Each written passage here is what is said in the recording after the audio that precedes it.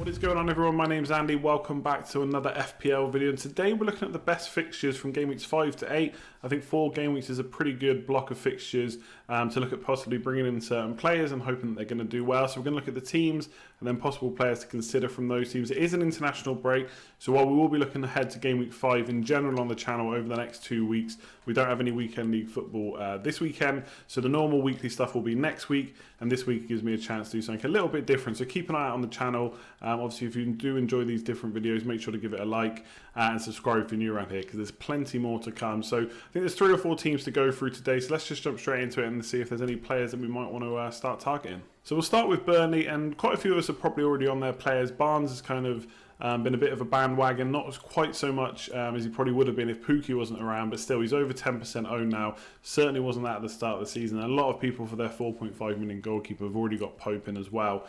But they didn't start off with the best fixtures. Now it does turn Brighton away, Norwich at home, Aston Villa away and Everton at home over the next 4. So pretty decent.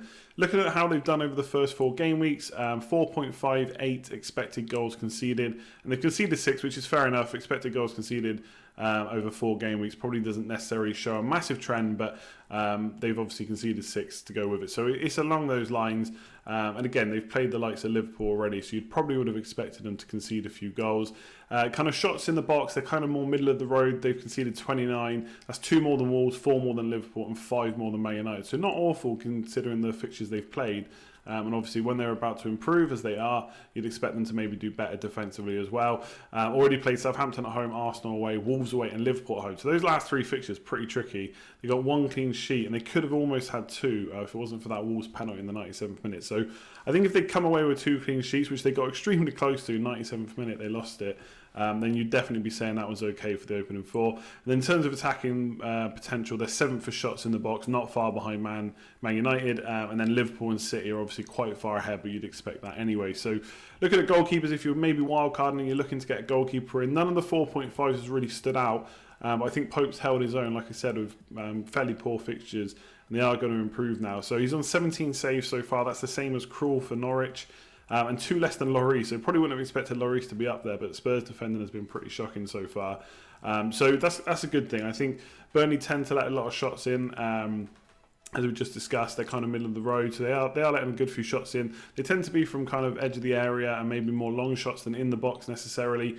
But yeah, Pope, as normal, is saving a lot of shots and is right up there. And I would expect that to continue as the season goes on. They're going to nick the old clean sheet, and when they do, he's going to be right up there for bonus points as well, because he does make a lot of saves. And so, yeah, I think given that none of the other 4.5 stand out, I had him since the start, and I still think I would hold on to him now. Peters in defence, you wouldn't probably double up on Burnley defence, but if you've chosen a different 4.5 million keeper, you might want to look at one of the defenders, because again, I see clean sheets come in. You've got 2 options. You could go for Peters. He's a little bit more creative than the rest. He's had 3 goal attempts, which is only 2 behind Tarkowski. But Tarkowski's had 5, and they've all been in the box as well. And he's got quite a few penalty touches. So if you're looking for pure goal threat, you might actually go for Tarkowski, who's a little bit more expensive. But Peters comes in at a slightly cheaper price. One big chance created and 3 chances created in total. So I mean, quite creative.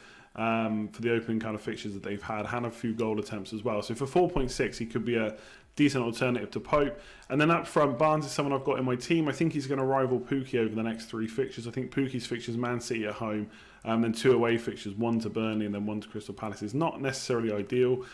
He's had 15 goal attempts in total, which is the 3rd highest, only behind Firmino and Rashford, and 11 of those are in the box, which is right behind Sterling, Firmino and Pukki. So he's right up there, and he's carried the form on from last season. So if you're looking for someone that's quite cheap, 6.7 million forward, again, I reckon he's got a chance of doing as well as Pukki, if not better, over the next 3 fixtures, and he's definitely one to look at. And he's playing Norwich and Villa in the next 3.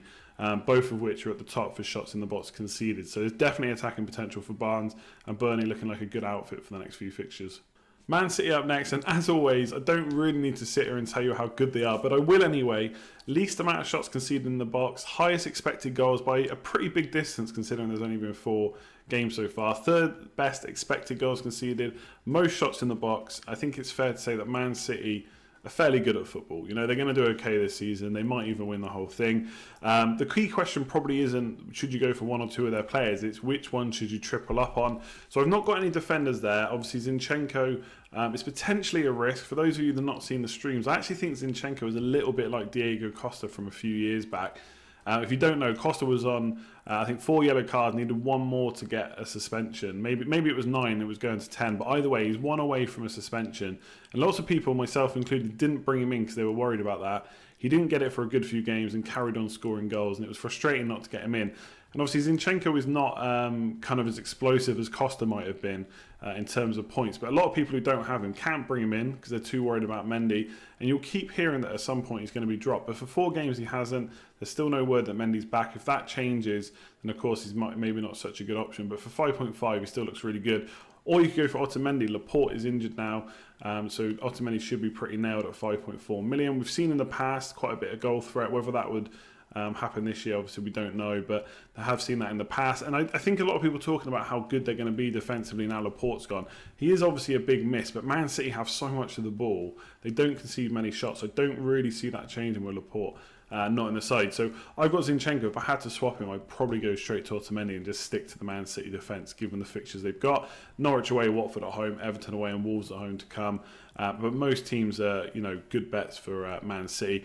In terms of picking the attackers, you could go triple up. I think if you're going for a Liverpool attacker as well, it's pretty tricky to get the money for all 3 of these. So for me, it's actually probably De Bruyne +1. De Bruyne's price is just so good. He's ticking over. 7 shots in the box isn't too far behind Aguero or Sterling, so he is getting into the box and shooting. But creatively, he absolutely smashes everyone. 16 chances created in the opening 4 games. And I just don't see any reason why he would slow down. Sterling, interestingly enough, has had 12 shots in the box so far, which is the highest. I think that's joint highest. But 4 of those came in game week 1. 6 came in game week 2 against Spurs. Then he only had 2 in game week 3 and 0 in game week 4. So a little bit worrying. I don't know if Aguero is affecting him a bit. Obviously, Sterling did play quite a few minutes last year and would have played a lot of minutes with Aguero. So there shouldn't be too many worries there. A lot of people pointing out on the stream the other day that maybe it's Sané that's the issue. Sané obviously coming in from the other side and Sterling getting the tap-ins from the balls across the box. Maybe that's hurting him. Players like Mahrez possibly a little bit more selfish. We'll have to see. I'm not worrying too much. He did have 6 shots in the box, like I said, against Spurs, and Aguero played in that game. So maybe not too much to worry about, but Aguero obviously looking good, and he is a little bit cheaper as well. So they're both going to score goals. I think you just pick one and go with it. But De Bruyne is the one for me. I don't think a triple up is necessarily viable long term, but you could do it and go for these fixtures. But I still like a defender. I still think Otamendi and Zinchenko provides value. De Bruyne definitely does, then one of the 2 premiums for sure. So Spurs are a bit of a tricky one, I will say, and most of it comes down to price point, just how they're playing right now. There's obviously all that worry over Eriksen and Vertonghen. They were back in the team against Arsenal, but there was a lot of chat about them maybe being sold. Obviously, that's not going to be the case now, but you wonder how much that's disrupted the squad. I mean, Eriksen looked really happy when he scored his goals, so you'd almost think that he's happy still being there, playing for the team, but it was also North London derby. It's probably a lot easier to get up for that kind of match than other matches, but you'd say they'll be fine once they're all settled that they're staying and they've got to play out the year, and obviously they are playing for contracts if they want to leave as well for another club. So I think Spurs are going to be okay. We probably want to see them settle down a bit maybe before we go too heavy on them, and plus, like I said, the price points are a bit of a pain. So let's talk about it a bit more. They've already conceded 6 goals in the opening 4 games. Like I said, Lloris has made the most saves so far. So defence is a little bit of a worry, but they have played Man City and Arsenal and only conceded 1 goal in the other fixtures. So might not be too much to worry about just yet. Obviously, Son wasn't available. Eriksen didn't play every game. You'd expect that to kind of change going forward.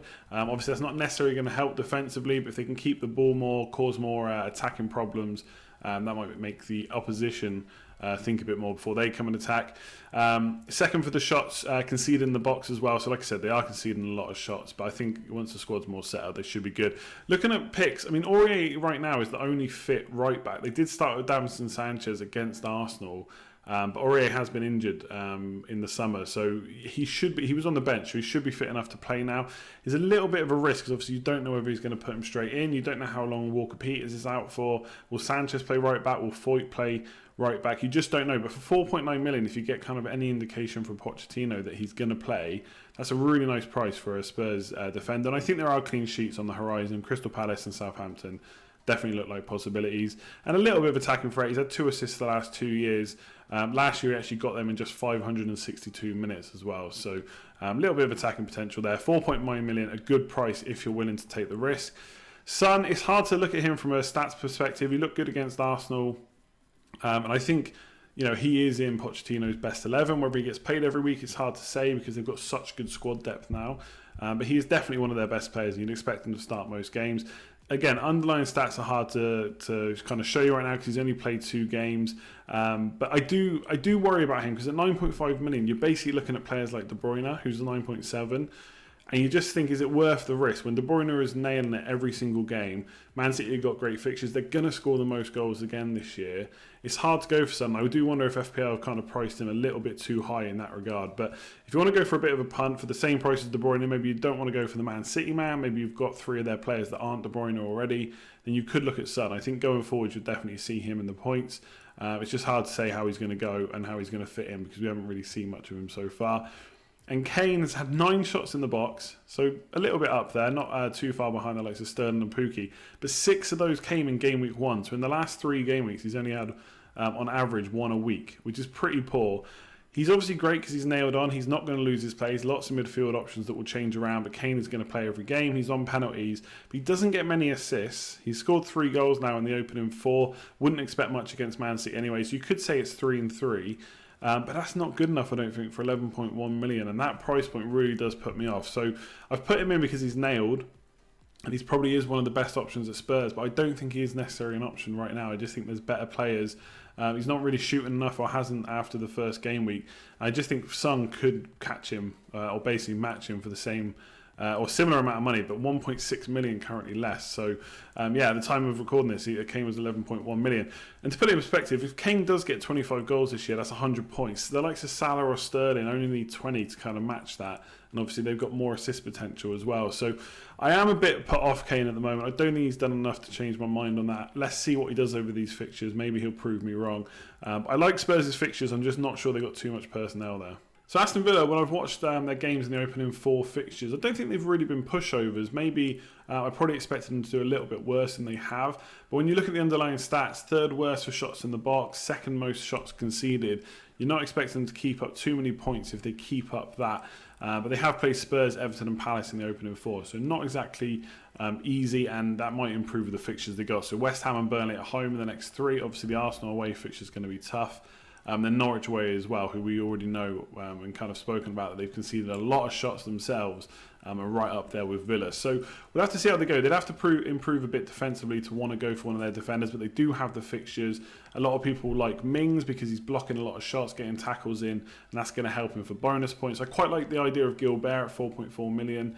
I think pretty attacking right back, 1 chance created and 3 goal attempts in the 2 fixtures he has played, but obviously he's only played those 2 because El Mohammadi played the first 2. So maybe a slight concern that he's going to get rotated there. But I think he scored for Villa in the Cup as well. So he's definitely got a bit of attacking potential. And I think for 4.4 million, if they can mop up some clean sheets, then he could be really good value. And if he plays the same amount of minutes as Mings, I think I would definitely prefer him. I think it's just a bit more exciting going for the one with more goal threat than maybe the one for the bonus. But obviously Mings is absolutely nailed. So if you did want a Villa defender, he might be the one to go for. In midfield, I quite like Trezeguet. A lot of people looking at McGinn. The reason I'm going for Trezeguet is for total shots, they're actually equal.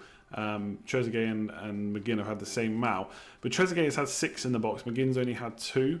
But on the flip side, Trezeguet's only created 2 chances. McGinn's created 6. So overall, McGinn might be the better option. But I do prefer to get a midfielder that's got maybe a bit more goal threat. And while McGinn is shooting quite a bit, shots in the box are obviously better and more likely to go in. So in that regard, I quite like Trezeguet. So he's definitely one to look at. 5.4 million could be a bit of a bargain with those fixtures, especially if you need like a cheaper 4th or 5th mid to fit in all the other premium options that you're going for. So keep an eye on him. Then Wesley up front, potentially an option. Obviously, we saw him get his goal against Everton. Only had 7 shots in total over 4 games and 3 chances created. So not brilliant stats, but again, he has played pretty tough fixtures so far. From watching him, though, I feel like he's going to bring in the midfielders more into play, kind of hold up the ball, wait for them to make runs behind. We've seen McGinn do it already. And kind of play the ball in potentially. So only created 3 chances. I think he's going to be more of a hold-up player. We'll see if he makes those runs into the box himself, gets some more shots off in the box. But so far, I'm not quite seeing it. So for 6 million, he is a bit of a better price than the likes of Jota, King, and obviously the bandwagons like Barnes and Pookie, but they're bandwagons for a reason. I think our cheap forward slots are kind of taken up. So if I was looking at Villa, I'd maybe look at a defender, but midfield is where it's at, I think. And you've got some cheaper options there. So that's it for this video. Hopefully you enjoyed it. Let me know in the comments below if there's anything you agree with, anything you disagree with. If we've got any fans of the teams I've talked about, let me know in the comments below if there's any players that I've missed or anything you think I should clarify. Always happy to hear from the fans who might have a little bit of better insight than I do. If you do enjoy this content, make sure to give it a like. There is more coming, probably wildcard drafts, wildcard must-own players, possibly watch lists, that kind of thing. So that'll be coming up this week before the usual content next week. So subscribe if you're new around here and hit that bell so you know when those videos are coming out. Otherwise, I'll leave it there. Like, comment, share, subscribe, all of that good stuff, and I'll catch you next time.